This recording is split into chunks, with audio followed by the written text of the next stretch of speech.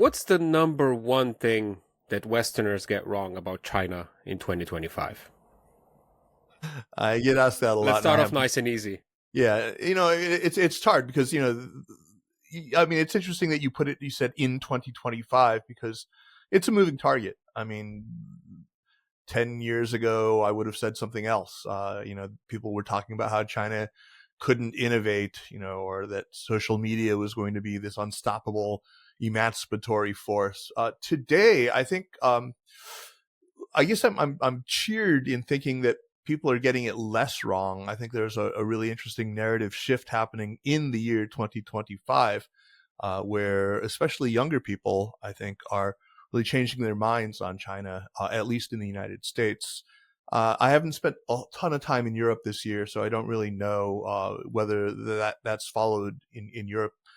But, I think there are still some lingering fallacies. I can get into that narrative shift in a little bit, but to answer your question as directly as I can, and there are a couple of, I think, lingering fallacies. I mean, the biggest one probably is this idea that China wants to be some kind of global hegemon, that it wants to displace the United States, that it wants to, and this is just a failure of American imagination. I mean, just because, the United States since the Second World War has sort of assumed this, global hegemony, they assume that any other country that had the wherewithal would also want it. But I think that just China really has neither the capability nor the desire to do that. They don't really want to step into those shoes, and I don't blame them. I think they see a lot of the headache that comes with it, and they're more realistic about it. Now, do they want to enjoy regional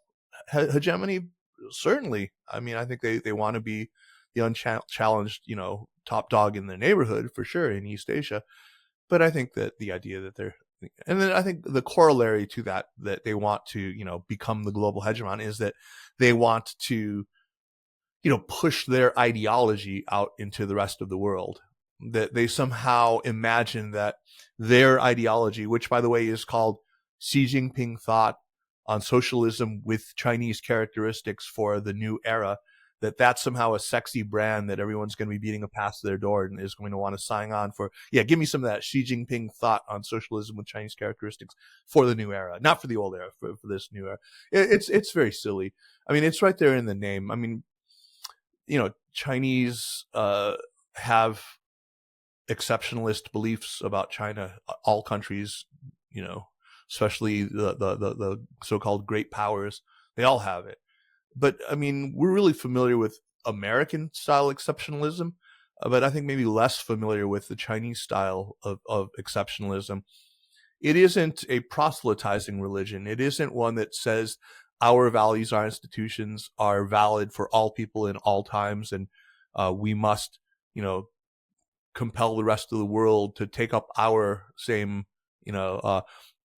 institutions and values. That's just not how the Chinese have done it. In fact, it's equally arrogant if you want. It says, well, these are specific to China's circumstances, to China's culture, and even if you wanted to imitate it, you couldn't. So yeah, I think those are probably the big ones, or that pair.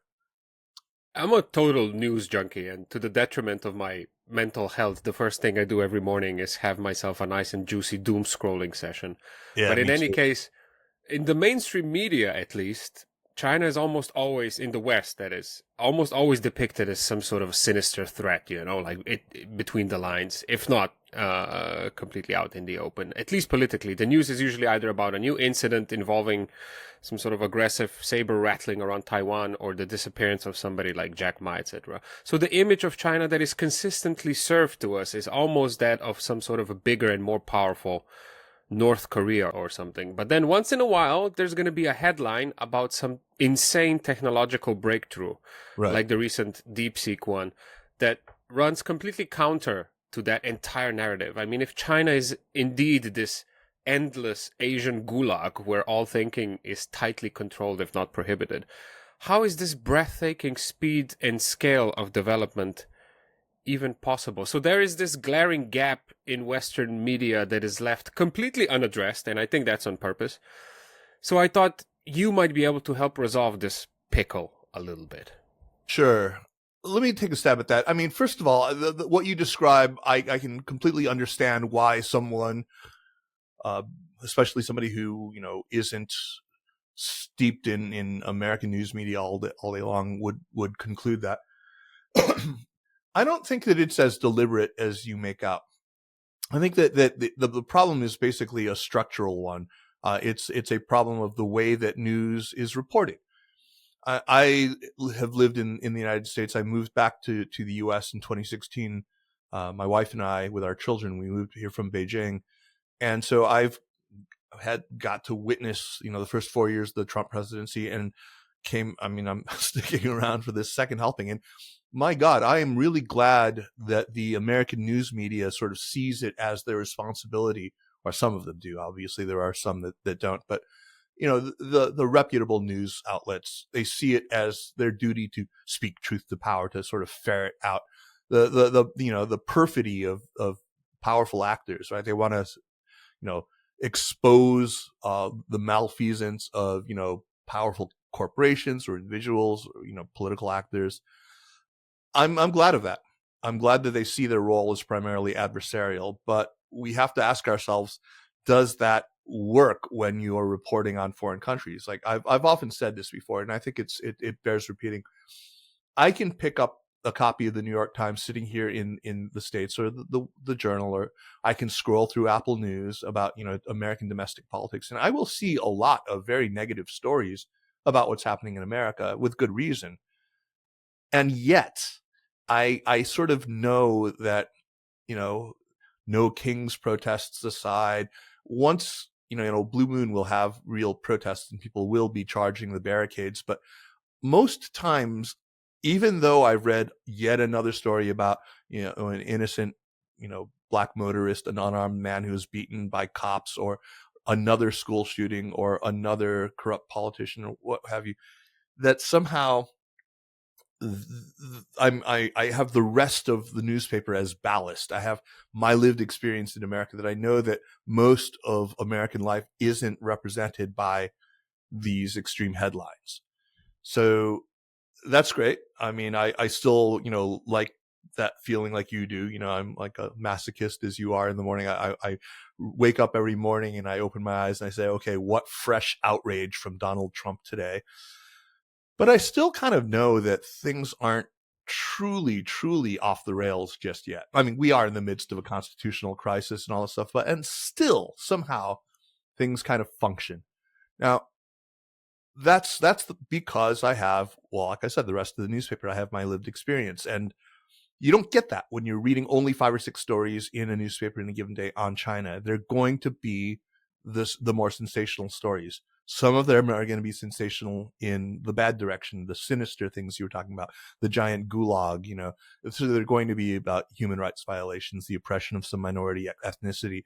They're going to be about, wild stories about environmental degradation or corruption or what have you. But then there are all these stories that are extreme in the other direction, about that crazy technological leap. So it's sort of a U-shaped thing. You don't have the middle part that you would ordinarily have, right? You don't have all those perfectly normal pedestrian stories that you do have in that thick American newspaper. So that's part of it. It's structural. And, the only way that you can really compensate for that is to think about it, is just to remember, yeah, this is how news works. This is, so yeah, there are some bad actors. There are some news outlets who do deliberately set out to cherry pick very, very bad stories. But I don't think that's most of them. I don't think that's I probably am fortunate enough to have probably known maybe 80 or 90% of the English language news reporters who have covered China in the last 30 years personally. And I don't think many of them are out to smear China. Sometimes, in retrospect, as a Westerner, you remember all those headlines that were kind of increasing in quantity about like Iraq or I don't know, Afghanistan or Libya or any other countries, Sure. and that happened before another unsuccessful and horrific military intervention. So that's why I'm always a little bit more. And you're right to raise that, because I have actually, I've had that same observation. I mean, it was especially the case in 2020, 2021. There was this drumbeat. You really felt it. It felt like it was leading up to something, and it felt Yeah. like, 2002, right? It felt like, where is the Judith Miller who's going to show up and, and talk about, weapons of mass destruction or whatnot. I get that. I absolutely get that. And there have been times when I think the media and certain individuals in the media have been wildly irresponsible. Thank you so much for listening. Please subscribe to the podcast on YouTube, follow and rate on Spotify and Apple Podcasts. Every marketing tutorial out there insists it's really important that I hassle you about this, so I'm doing it right now. Also, if you'd like to, please support me on Patreon. This is a one-person podcast, as I always say. I do everything by my little old self. There's no team behind me.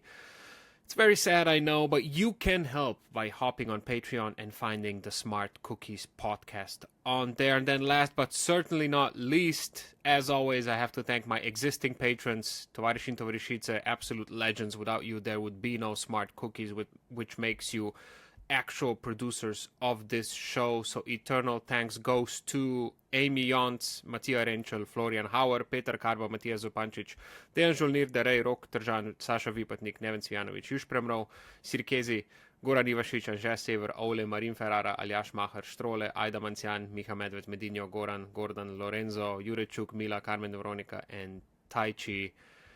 I am deeply touched, so thank you very much.